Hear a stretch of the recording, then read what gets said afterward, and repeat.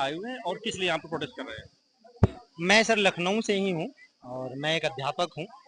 UP Sangam by MD classes हमारा संस्थान है, इसको हम लोग चलाते हैं।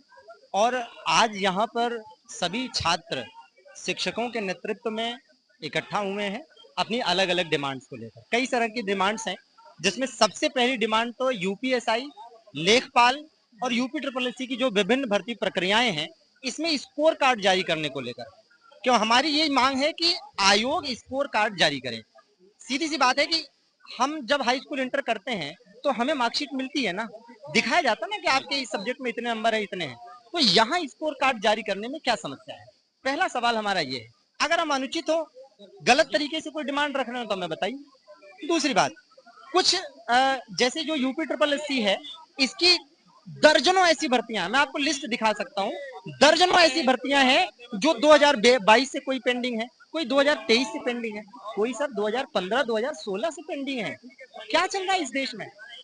क्या रिजल्ट जब तक, कुछ बच्चे तो ऐसे हैं, कुछ साथी ऐसे हैं हमारे, जिनके रिजल्ट आते हैं तो पता चला उनकी शादी विवाह हो गई है, बच्चे हो गए हैं, अब उनकी क्या उम्र बची है? तो ये जो भर्ती प्रक्रिया बहुत लंबा खींच रहा है यूपी ट्रिपल एससी, इसको सही तरीके से 1 साल के अंदर पूरा करना चाहिए। दूसरी बात, लेखपाल भर्ती में जो धांधली के आरोप लगे, इन आरोपों के बाद कोई भी शासन प्रशासन को क्या करना चाहिए?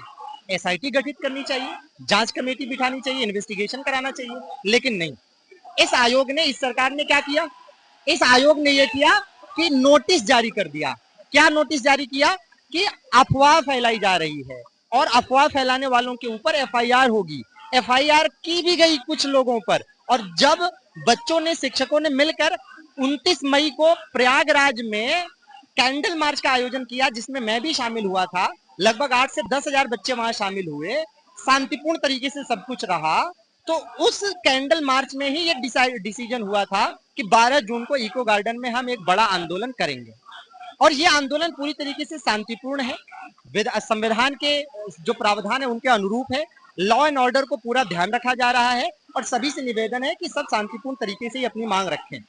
इसके अलावा मैं आपको बता दूं कि जब कैंडल मार्च प्रयागराज वाला हुआ, उसमें शामिल हमारे जो साथी शिक्षक थे, उनकी कोचिंगों को सील कर दिया गया अलग अलग बहानों से। क्या तरीका है ये? सालों से कोचिंग चल रही है, अभी तक कोई समस्या नहीं थी। कैंडल मार्च के बाद 12 जून को इको गार्डन आने की बात कहने के बाद अचानक से कोचिंग संस्थान में दिक्कत हो गई। ये क्या तरीका है? और फिर बार बार यूपी ट्रिपल एससी नोटिस जारी करके कहता है कि शासन और आयोग की छवि को धूमिल करने का प्रयास न करें। अरे भाई, आपकी छवि उस समय कहां चली जाती है जब 2015, 2016, 2022, 2023 से दर्जनों भर्तियां पेंडिंग हैं? आपको उस पर शर्म नहीं आती? तब आपकी छवि नहीं खराब होती? तब आप शासन की छवि नहीं खराब कर रहे हैं? हमें शासन से, सरकार से कोई शिकायत नहीं है।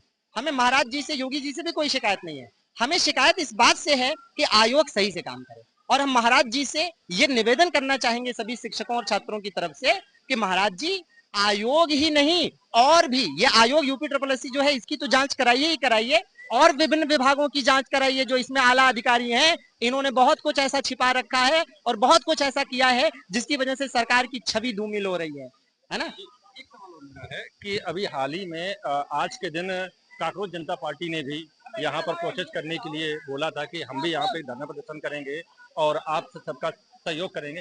सर, क्या मैं जान सकते हैं यहाँ पर उनकी पार्टी के कुछ लोग आए हुए कि नहीं है? नहीं नहीं, देखिए, ये जो मुहिम है, ये छात्रों की है, शिक्षकों की है। ये मुहिम सीजेपी की है ही नहीं, और हमने सीजेपी से समर्थन नहीं मांगा था। और हम भी अभी भी यही कह रहे हैं कि हमें सीजेपी से समर्थन की मांग हमने नहीं की थी भैया। और सीजेपी का अपना अलग मुद्दा है, वो आना चाहे आए, वो उनकी अपनी बात है, लेकिन हमने नहीं बुलाया है। सीजेपी ने हमें समर्थन किया है, इसके लिए बहुत बहुत धन्यवाद सीजेपी का। लेकिन मैं चाहता हूं कि कृपया इस मुद्दे को छात्रों की मुहिम तक ही सीमित रहने दिया जाए, इसे राजनीतिक ना बनाया जाए। हम सरकार के खिलाफ नहीं है, हम जो व्यवस्थाएं गड़बड़ है उसके खिलाफ। आपके आयोग की तरफ से अभी तक कोई आया कि नहीं आया? आयोग की तरफ से अभी कोई भी ऐसा रिप्लाई नहीं आया और आयोग की तरफ से कोई आया भी नहीं है। और आयोग के समक्ष हमने अलग अलग वीडियोस के माध्यम से, है ना, अपनी मांगे रखी थी। कुछ छात्रों ने आयोग जाकर ज्ञापन वगैरह भी दिया था। यहाँ तक कि वेटिंग लिस्ट के मुद्दे पर मैं खुद एक दो मंत्रियों से मिलकर उनको ज्ञापन दे चुका हूँ कि वेटिंग लिस्ट पर कुछ करिए, लेकिन आज तक कभी कुछ हुआ नहीं। बहुत बहुत धन्यवाद भाई।